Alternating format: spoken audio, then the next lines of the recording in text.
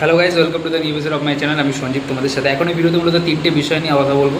First যে বিষয় নিয়ে কথা বলবো সেটা হচ্ছে এনবিকে মানে নন্দমুরি বালাকৃষ্ণা, যাকে গড অফ মাসেস বলা হয়, তার আপকামিং সিনেমা যেটা হচ্ছে আখান্ড 2, যেটা আখান্ড এর আগের পার্ট ছিল, সেটা আমরা প্রত্যেকে জানি। সেই সিনেমাটা কিন্তু বেশ পপুলার হয়েছিল এবং টেলিভিশনেও খুব পপুলার হয়েছিল এবং বক্স অফিসেও প্রায় 100 কোটি টাকার উপরে বিজনেস করেছিল। তো আখান্ড 2 এর কিন্তু টিজার ড্রপ করা হয়েছে। এইটা ডিরেক্ট করেছে হচ্ছে বয়াপ্তির সিনু এবং এটার মিউজিক দিয়েছে হচ্ছে থামান। তো টিজারটা কেমন হলো দেখুন। সাউথের সিনেমা, স্পেশালি এনবিকের সিনেমাতে যদি আমরা দেখি, তাহলে এখানে আমরা কিন্তু over the top action scenes, কিছু ক্রিঞ্জ ডায়লগ ইত্যাদি পাবো। কিন্তু তার সাথে সাথে আমাদের এটা মাথায় রাখতে হবে যে এই যে সাউথের যে এই টাইপের সিনেমাগুলো, যেমন কিছুদিন আগে জাট রিলিজ হলো, তো এই গোপীচাঁদ মিলানিনী বা এই যে আপনার বয়াপ্তি শ্রেণু, এই টাইপের যে ডিরেক্টর আছে, তারা কিন্তু তাদের সিনেমাতে এরকম ওভার দ্য টপ অ্যাকশান রেখেই থাকে। এবং স্টিল টুডে, যেখানে মানে 2025-এ দাঁড়িয়ে যেখানে এইসব ওভার দ্য টপ অ্যাকশান, আপনি এই যারা টিজারটা দেখেছেন তারা যারা জানেন যে কীরকম অ্যাকশান সিন দেখা যায়, যে একটা ত্রিশূলের ওপরে একসাথে 10 জন রয়েছে, 10 জনকে মেরে শুয়ে রেখেছে, বা ত্রিশূলটা এই কাঁধ থেকে এই কাঁধে ঘুরছে, সিনগুলো দেখতে ভালো লাগছে। কিন্তু আদতে যদি আপনি ভাবেন যে এইরকম কিন্তু সম্ভব নয়, দেখে এগুলো পুরো ওভার দ্য টপ।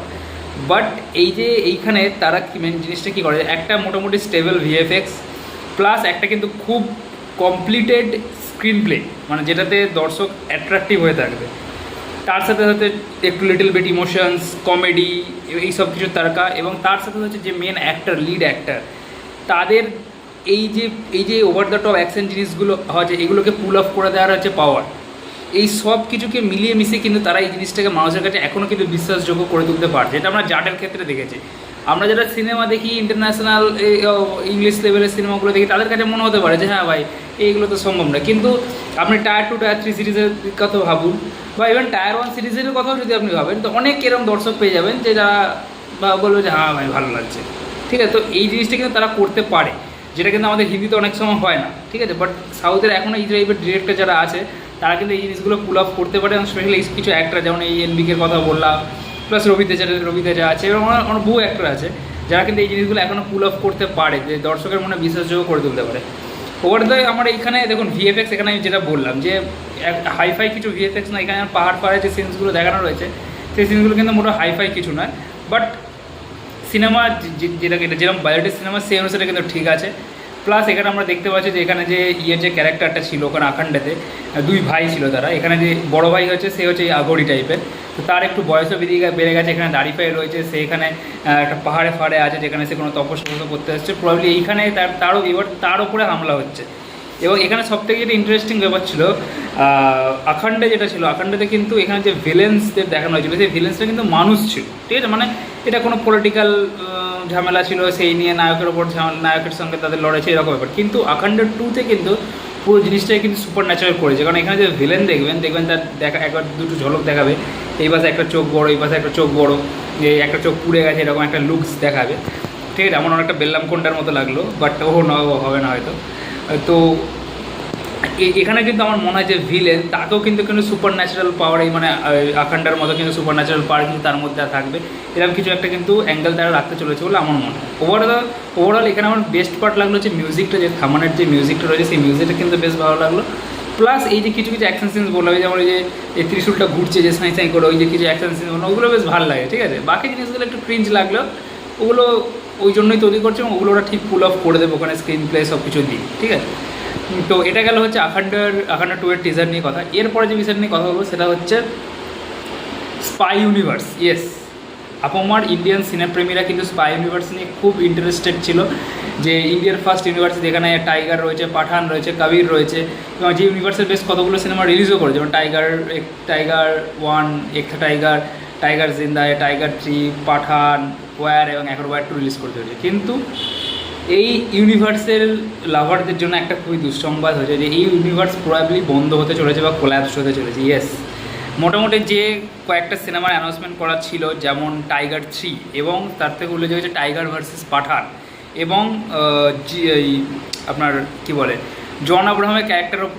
ক্যারেক্টারটাকে নিয়ে যে সিনেমাটা করা ছিল, জিমে ও ক্যারেক্টারটার ওপর, সেই 3টে সিনেমায় কিন্তু স্লেভড হয়ে গেছে। ইয়েস, এবং রিসেন্ট টাইমে টাইগার আপনার ওয়ার 2 এর যে টিজার এসেছে, সেটাও কিন্তু হিউজ পরিমাণ ব্যাকল্যাশ খেয়েছে। তার কারণ হচ্ছে এই দেখবেন আপনি যে এই যে পুরো যে এদের যে সিনেমাগুলো এসছে সেই একথা টাইগার থেকে শুরু করে প্রতিটা সিনেমার look and feel, colour platelet, story সব কিছু প্রায় একই সেম। মানে রাইটিং লেভেলে একটা হিউজ প্রবলেম যে নতুন কিছু তারা নিয়ে আসতে পারছে না, এবং যেহেতু নতুন কিছু নিয়ে আসতে পারছে না তারা সিনেমার মধ্যেও সেইরকম নতুন কিছু দেখাতে পারছে না, ঠিক আছে।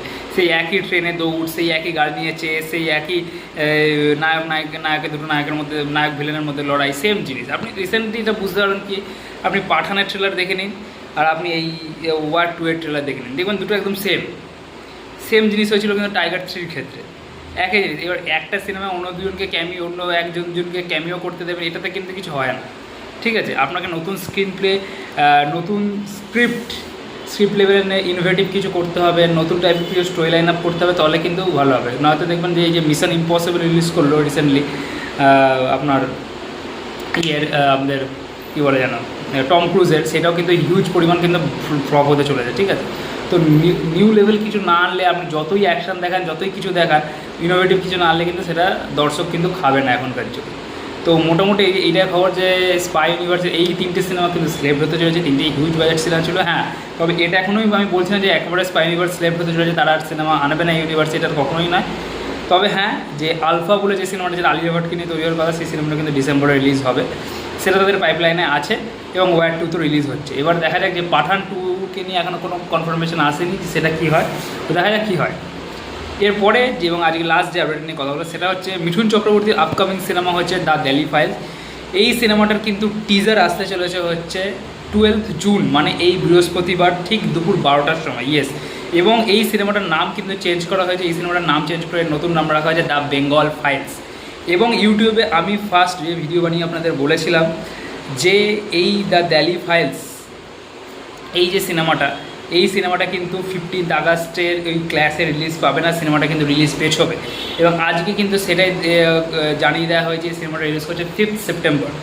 এর আগে 26শে জানুয়ারি উপলক্ষে এই সিনেমার কিন্তু একটা ছোট আপনার মানে ক্যারেক্টার প্রোমো, মিঠুন চক্রবর্তীর ক্যারেক্টার প্রোমো কিন্তু রিলিজ করা হয়েছিল, যেটা কিন্তু খুব দর্শকের কাছ থেকে প্রশংসা পেয়েছে। এবার দেখা যাক টিজারটা কেমন হয়, টিজার লেভেলে আমরা অনেকটা কিছু জানতে পারবো সিনেমা সম্বন্ধে।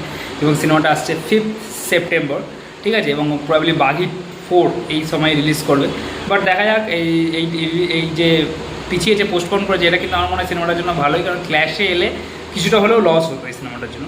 তো এখানে নন ক্ল্যাশে যদি মুক্তি পায়, আমার মনে হয় না বাঘি 4-তে খুব একটা কিছু বেগ পেতে হবে সিনেমাটাকে। তো দেখা যাক সিনেমাটা কীরকম হয়। এবং টিজার আসছে কিন্তু 12ই জুন, মানে আগামী বৃহস্পতিবার ঠিক দুপুর 12টায়। তো আপনারা প্রত্যেক টিজারটা দেখবেন। এবং আজকে আমার ভিডিওটা কেমন লাগলো জানাতে পারেন। ভিডিওটা ভালো লাগলে অবশ্যই লাইক করে দেবেন, চ্যানেলটাকে সাবস্ক্রাইব করে দেবেন। এবং অফকোর্স আমি একটা জিনিস ভুল করেছিলাম, সেটা বলে দিই যে আমার बेस क्यों सब्सक्राइबर्स, मेरे बहुत सारे सब्सक्राइबर्स मुझे ये बोलते हैं कि वीडियो हिंदी में बताइए, स्पेशली मिठुन दा के वाले जो वीडियोज़ है वो हिंदी में बताइए। तो मैं बता देता हूँ कि मिठुन चक्रवर्ती की अपकमिंग जो मूवी है जिसका नाम है द दिल्ली फाइल्स, या उसका नाम अभी चेंज हो गया है, इसका नाम हो गया द बंगाल फाइल्स। ये मूवी का टीज़र 12 जून यानी कि इस बृहस्पतिवार को आने वाली है, ठीक दोपहर 12 बजे। और ये मूवी रिलीज़ होने वाली है 5 सितंबर। यस, यूट्यूब में मैंने पहले बार बोला था कि ये मूवी 15 अगस्त की क्लैश से हट रही है और ये मूवी पोस्टपोन हो सकती है, और आज यही कंफर्म कर दिया है फिल्म के डायरेक्टर विवेक रंजन अग्निहोत्री साहब ने कि ये मूवी रिलीज़ हो रही है 5 सितंबर को। तो प्लीज़ आप लोग 12 जून को इस मूवी के टीज़र को देखिए, भर भर के शेयर कीजिए। उम्मीद है कि आप लोगों का बहुत अच्छा लगेगा। तो ये था आज का वीडियो अच्छा लगे तो जरूर लाइक कर देना, चैनल सब्सक्राइब कर देना। Thank you.